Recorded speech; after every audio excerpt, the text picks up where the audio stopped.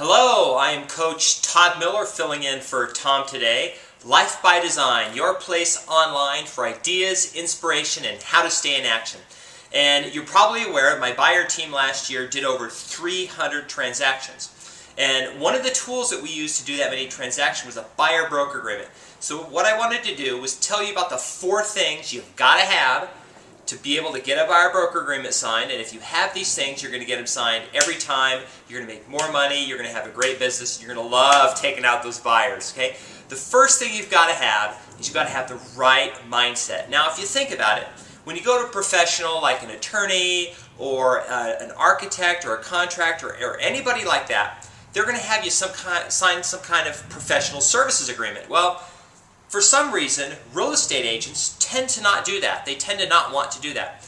And a lot of the reason they do that is scarcity. They're afraid the person's going to say no, and then they're not going to be able to take a person and drive them around in their car all day and not sell them anything. So what has to happen first of all is you have to change your mindset. You have to understand you're a professional. You are just as good as any attorney and anybody else, and you should be able to get a buyer-broker agreement signed and get it in writing that that person's going to work with you.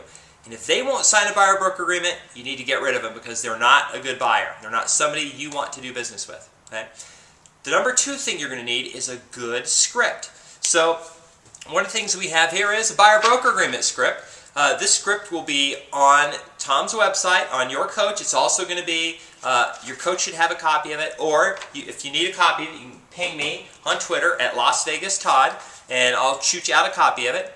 Or you can make up your own script. The script I use here, that we use at my company, it's very generic and it's very simple. It's an order taker script. You start off by getting them to sign the duties owed, the state disclosure documents, the normal things they would sign in a real estate transaction before they've even gone out looking at houses, things you have to disclose. And then you say, hey, here's a form that my broker requires. Broker requires that we get all our agreements in writing. And you go through the paperwork with them, just get them to sign it. It's a no-brainer. They're already in the mode of signing everything, and they agree to do it. So you're probably saying, hey, well, what if I do this and they don't want to sign? Well, here's the good news. This is actually good news, okay? Half the people who you present a buyer-broker agreement to are going to sign. Half of them.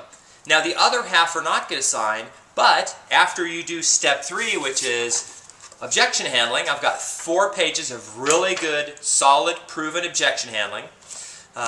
After doing the objection handling, half of those people, half of the half, will sign.